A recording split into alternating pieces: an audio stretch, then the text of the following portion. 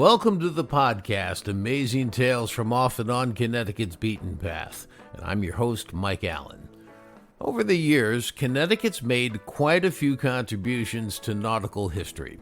For example, back in the 17 and 1800s, back when seals and whales were hunted, Connecticut was a big player. The state had the first and oldest ferry boat service in the country, and it's still operating on the Connecticut River. The state made early use of canal boats and steamships, and the state even built and launched the first nuclear-powered submarine, the U.S.S. Nautilus. Well, here to tell us about that is Derek Sutton, Lieutenant Commander in the U.S. Navy, and also Director of the Submarine Force Museum and Library in Groton. That's where the Nautilus was retired for the public to tour for free. He's got some great stories to share about the Nautilus and being on a submarine in general. This week's trivia question: this famous figure was initially a pharmacist, but by the end of his career, he would become one of the most detested men ever. Who are we talking about? Well, stick around after the main program for the answer, because then you'll know the topic for next week's show. Amazing Tales from Off and On Connecticut's Beaten Path is brought to you by our sponsor, Yale New Haven Health. Yale New Haven Hospital was the very first hospital in Connecticut. They opened their doors 200 years ago and later introduced the entire country to the use of penicillin and chemotherapy. Today, some of the brightest minds in medicine choose to work there, and it's the primary teaching hospital for the prestigious Yale School of Medicine. For more information, log on to ynhhs.org. That's ynhhs.org. Berthed in the Thames River in Groton, Connecticut, is one of the true gems of Connecticut history.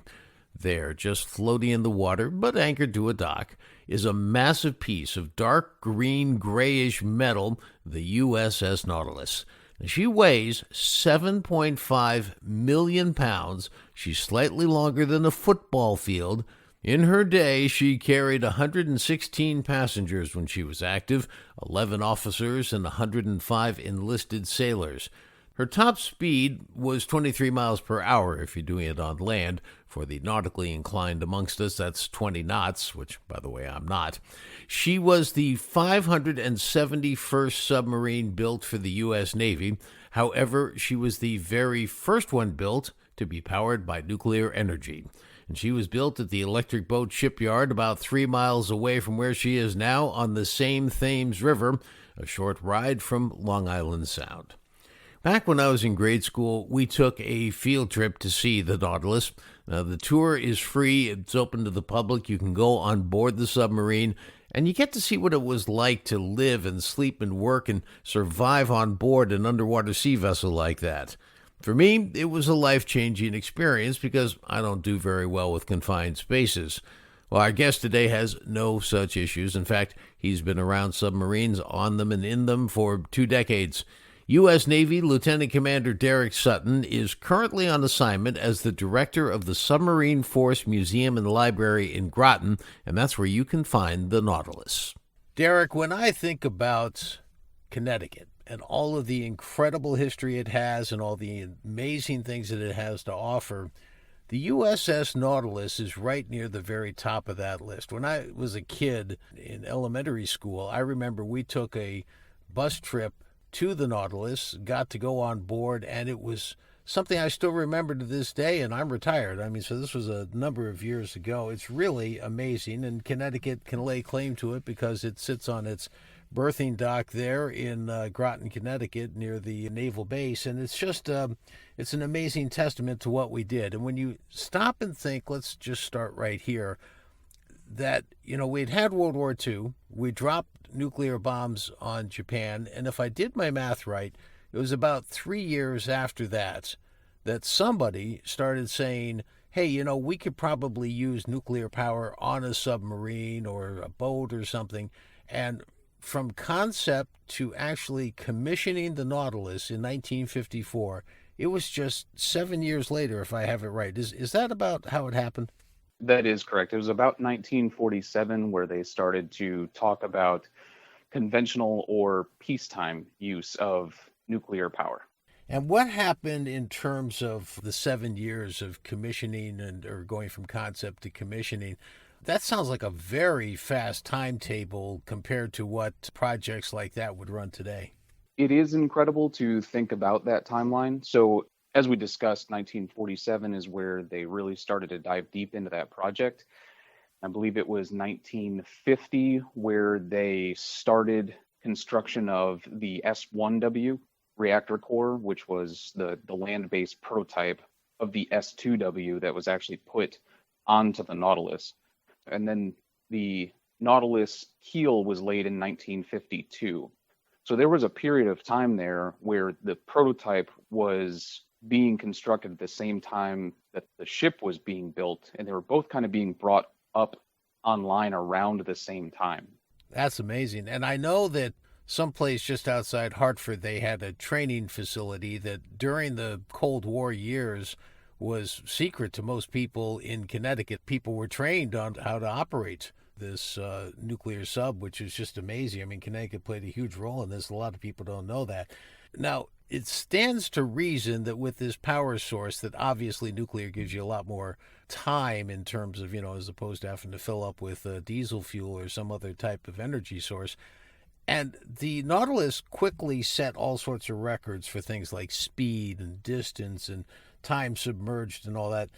Do you have some of the details on that and how much it kind of overtook the previous models?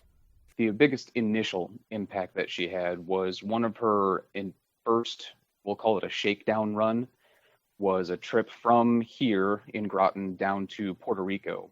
And she got underway, she submerged, and she was submerged for about 1,400 miles.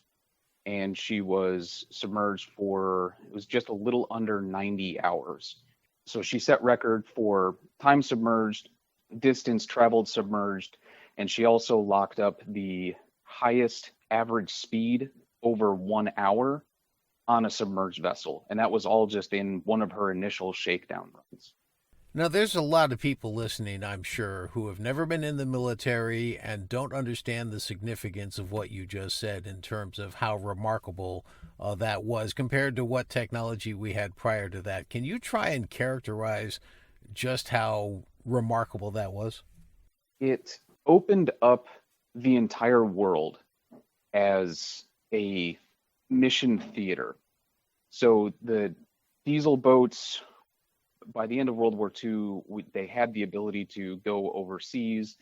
They could be forward deployed, but they had to spend time on the surface. They had to snorkel or run the diesel to recharge the batteries. So there were periods of time where their location was known. With the advent of the nuclear propulsion and being able to get away from anywhere on Earth, submerge, and nobody knows where that ship is. It is a true stealth platform. And when I get underway and once I submerge, you don't know where I am unless I want you to or until it's too late. Well, that's put appropriately. I know in 1962, in some of the information that I've researched, that the Nautilus was involved in the Cuban Missile Crisis, and I can imagine that kind of stealth activity was critical to John Kennedy and his face-off with Khrushchev at the time. Now, you've been on submarines before. Tell me what life is like on a submarine. The easiest connection from anybody to a submarine, I liken it to the movie Groundhog Day. Once you get underway and you get settled, you wake up, you stand your watch. When you're done with that, you do paperwork or you do maintenance, you do training, drills, those types of things, and then you sleep, and then you wake up, you go on watch, you do your maintenance, you sleep. It is very, I don't want to say repetitive, but it is an absolute routine. And it does just kind of feel like you're waking up and doing the same thing over and over again. Now, without getting into obviously anything strategic or specific, roughly how long does somebody spend underwater in a submarine on just a typical outing? It depends on the platform and the mission set. My first submarine that I was on was a ballistic missile submarine. It was the U.S.S. Louisiana. and it was a relatively regimented schedule. We would be out to sea for about 3 months, and then we would be in port for about 3 months. My second boat, I did a deployment that was somewhere in the neighborhood of 7 months. But then between those longer deployments, we'll go on shorter trips. So you can go out to sea for a couple of days or just a couple of weeks for different exercises and training and those types of things.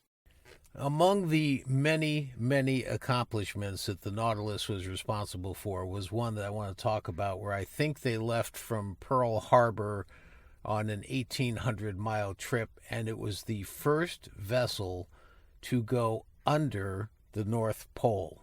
Can you just explain what that was like? That's just amazing.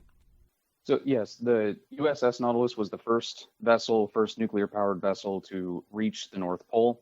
It was actually over the course of two main attempts. She made her first attempt in 1957, and as they approached the ice, they realized that the ice was too deep and they didn't have enough room to make it in the route that they wanted to go. So they came back, they did a little bit more research, and then picked a different time to depart the following year when the ice would have been a little bit less. So yeah, they did leave from Pearl Harbor for that attempt. And on August 3rd in 1958 is when she reached the North Pole. So the trip to the North Pole, or pushing our submarines to operate underneath the ice, there was a big push for that following the launch of Sputnik. So we were post World War II, we were in the Cold War. The Russians launched Sputnik, had a huge impact, and it showed that they were on their way to the capability of an intercontinental ballistic missile, or a missile that you could launch from anywhere on Earth to attack anywhere on Earth. And that push to get up under the ice and to the North Pole was a way to show them that, at least in the meantime, I have this capability and I can get to you faster than you can get to me. Let's talk about the years since the Nautilus has finished her rather remarkable career. I think she went about 26 years of service, and finally in 1980 was decommissioned. And a lot has happened since then, people recognizing the importance of the submarine. Could you talk about things such as it being declared a National Historic Landmark? Let's start there. I mean, what exactly does that mean, and how important is that? So yes, she is known by many names. She has a lot of titles. So she was declared a National Historic Landmark in 1982. She was also declared the official state ship of Connecticut. She is recognized as a nuclear historic landmark by the American Nuclear Society. And right now, as a macro artifact, I like to think the greatest artifact that any of the Navy museums have to offer. She is the only place where the public can walk on board a U.S. nuclear powered vessel. So the Nautilus is actually berthed at Groton in the water by a dock where you can drive by and see her, but you can also go to the museum and get on board. Recently, your museum did I think a $36 million renovation. What exactly did you have to do? Because she is waterborne, we do have to take her out of the water and put her in a dry dock every once in a while, just to check on everything, to make sure that everything is still structurally sound for her to remain in the water. The last one was in 2002, and we came up on the 20-year timeline to do it again. I was very fortunate to have that opportunity. So we put her in a floating dry dock, and we did a full hull blast and paint. So we blasted all the paint off, so it took the entire hull, top to bottom, forward to aft, down to bare metal, and then did a full coat of paint on it that protects her from the elements. The Nautilus has a wooden deck topside, which we do not have on our modern submarines. We took all that wooden decking off, and a local company, Mystic Seaport, came down and they replaced all of the topside decking. Then we did some things inside, some lighting upgrades, some electrical distribution upgrades, added some new access points for my staff as far as cleaning and maintenance and those types of things. How many visitors do you get in a given year? We see about 100 to 120,000 visitors a year. And in addition to that, we also host many active duty engagements. Last year, we hosted about 120 different events, changes of command ceremonies, retirements, promotions, warfare qualification awards, all those types of things. We keep ourselves busy. Is there anybody still alive who served on the Nautilus? Yes, there are several, and there is a Nautilus Alumni Association that is open to anybody that has served on board the U.S.S. Nautilus and their family members.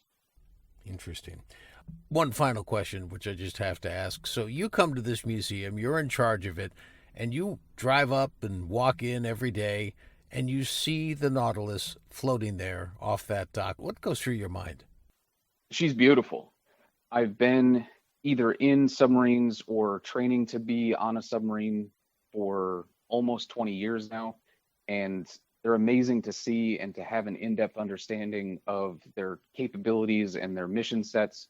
I mean, it puts a smile on my face every time I drive into work.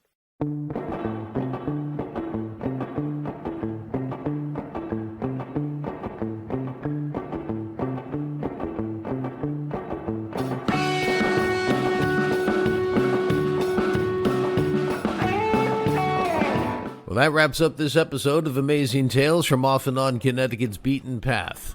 Now, if you're lucky and you're ever driving in eastern Connecticut over the Gold Star Memorial Bridge, which happens to be Connecticut's longest, it connects Groton with New London, and underneath it, if you're lucky, you might just catch a rare glimpse of a submarine being escorted out the Thames River into Long Island Sound. I want to thank our guest for today's program, Derek Sutton, Lieutenant Commander in the U.S. Navy and the Director of the Submarine Force Museum and Library in Groton, where the USS Nautilus is permanently berthed in retirement.